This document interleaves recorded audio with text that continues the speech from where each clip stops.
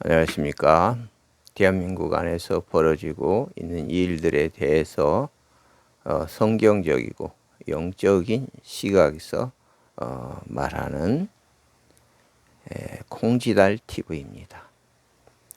우리 대한민국은 지금 이제 그 정치적인 그러한 일들로 엄청난 위험에 처해 있고, 또 이 정치인들의 거짓말에 의해서 국민들이 속고 있음으로 해서 국가가 망하게 생기는 이런 위기에 처해 있다고 생각됩니다.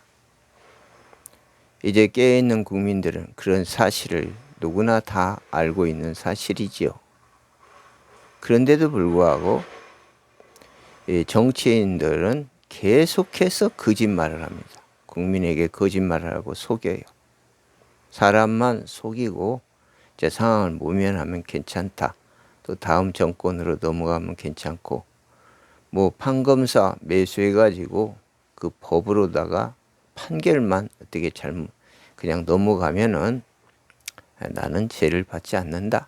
그리고 다른 정권이 들어서서 또 다른 정치적인 그런 이제 어떤 혜택이라든가 이런 술수를 부리면 된다. 이렇게 생각하고 정치적인 그런 세계에서 이 거짓말은 만연되어 있습니다. 예? 때때로 그 거짓말이 드러나서 이제 책임을 지는 경우도 있지만, 사실관계가 드러났음에도 불구하고 아니라고 우기고 누가 조작했다고 이런 식으로 억지를 쓰고, 그렇게 하면서 정치를 계속 유지해가면서 이런 거짓말을 계속하는데, 그들이 일으키는 피해는 나라가 지금 망한 나라의 모든 그러한 시스템이 다른 나라에 이렇게 넘겨지게 되는 이런 일이 벌어지고 있다는 거예요. 응? 우리나라를 위해서 전력 문제를 해결한다고 엄청난 태양광 사업 같은 것이 펼쳐지는데, 알고 보니 그것이 다른 속셈이 있다는 그런 이제 사실이 드러나고, 그것도 국민을 위한다 하는 것이 아니라 사실은 자기들의 이익과 그런 대한민국 자유민주주의를 파괴하기 위한 어떤 다양한 방법 중에 한 가지인 그런 경우가 많이 있다는 거예요. 중요한 것은 그들이 끝없이 거짓말을 한다는 것입니다. 그리고 그 거짓말을 상황을 모면하기에 급급하고, 또 거기에 그러한 세력에 굴복해 가지고 사법제도가 파괴되어 있고, 판사들이 판결을 바로 하지 못하는, 그 언론은 또 그들과 동조되어 가지고 아무 소리도 안 하고 엉뚱한 소리만, 거짓말만 늘어놓는 이런 시스템적으로 국가가 이렇게 돼 있어요. 그러니 어떻게 보면 대한민국은 망했다고 봐야 됩니다. 지금 상황에서. 그런데 우리가 한 가지 잊지 말아야 할 것이 있습니다. 그것은 뭐냐면, 이것은 우리가 현상 세계에서 벌어지는 일입니다.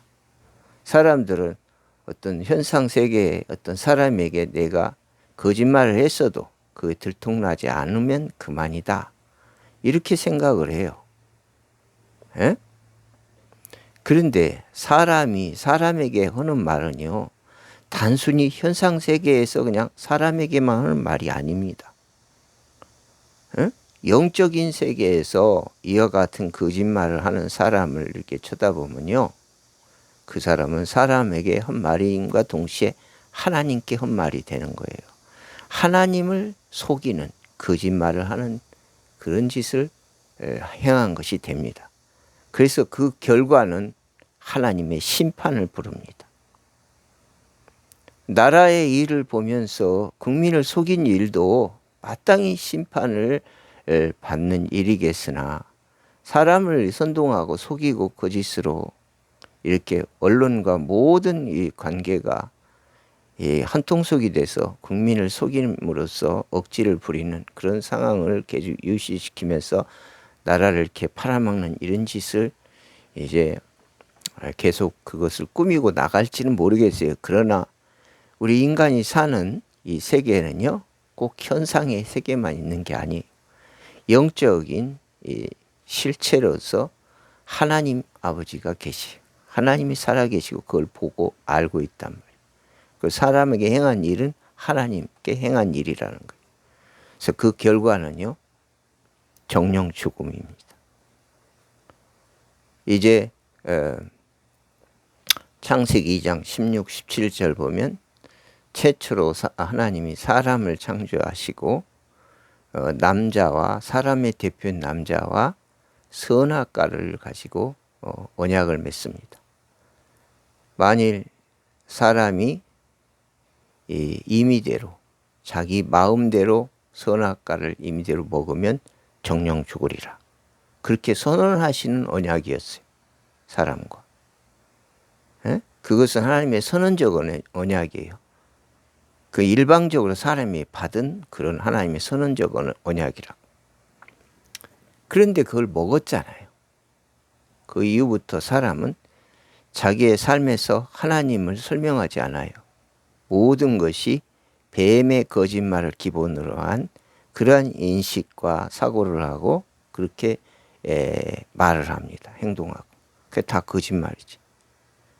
그런 결과로서 사람은 거짓말이 아주 그냥 태생적으로 일반화돼 있어요. 거짓말이. 거짓말 안 하는 사람이 없다는 거예요. 다 거짓말해요. 따져보면. 그런데 그 정도가 아주 노골적으로 계속해서 거짓말만 일삼고 사는 사람들이 있어요. 그 정치인들이 그런 모습이 있어요. 그래서 그 사람들 그러면 어떻게 하느냐. 이 법도 통하지도 않고 그랬을 때 그것을 하나님이 처리하십니다. 그런 실제적 예가 성경에 있었습니다. 그 부분에 성경 말씀을 한 구절 읽겠습니다. 우리가 읽을 말씀은 사도행전 5장 4절 말씀을 제가 한 구절 읽습니다. 땅이 그대로 있을 때에는 내 땅이 아니며 판 후에도 내 임의로 할 수가 없더냐. 어찌하여 이 일을 내 마음에 두었느냐.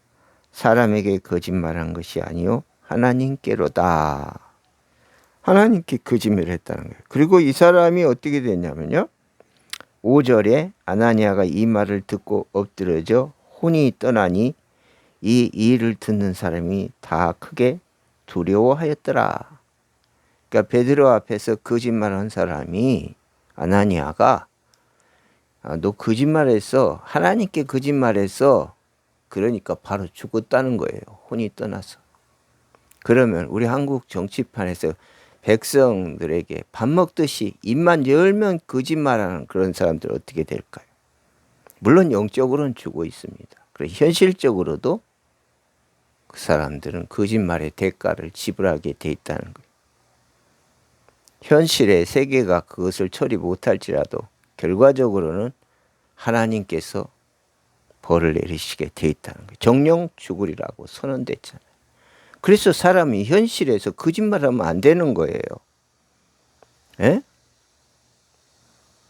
현실에서 어떤 작은 소자에게라도 거짓말하고 그를 해코지하고 그러면 그 아이가 아무 힘도 없고 대항할 힘도 없어서 억울한 누명을 쓰고 억울한 그런 해를 당했다고 했을지라도 그 아이의 그 억울함을 갚아주시는 분이 계시단 말이에요. 그게 누구냐면 하나님이에요.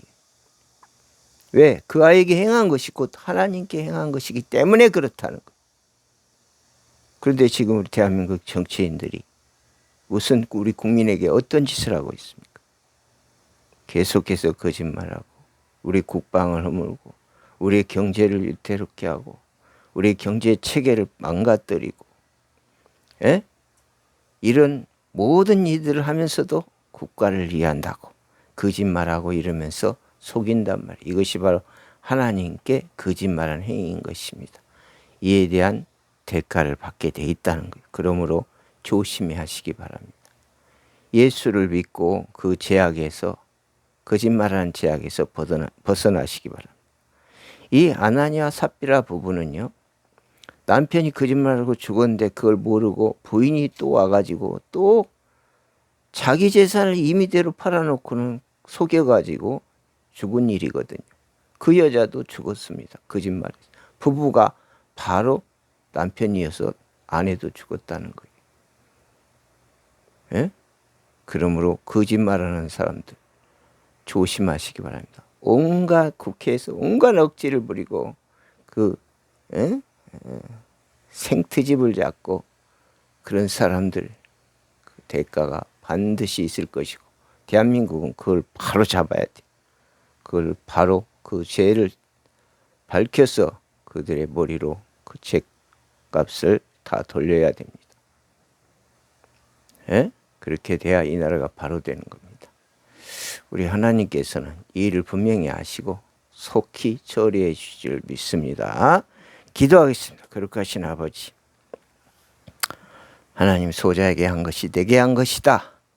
너는 사람을 속인 것이 아니라 하나님을 속였다 하신 우리 하나님, 베드로의 말씀처럼 오늘 우리 대한민국 정치가 우리 국민을 속임으로 하나님을 속입니다. 그들이 악한 사상에 물들어서 하나님의 나라와 세계를 파괴함으로써 하나님을 공격하고 하나님을 속이고 우리 하나님을 없이 하는 이 악행을 저질렀사오니 하나님께서 판단하시고 그들의 합당한 아버지 이제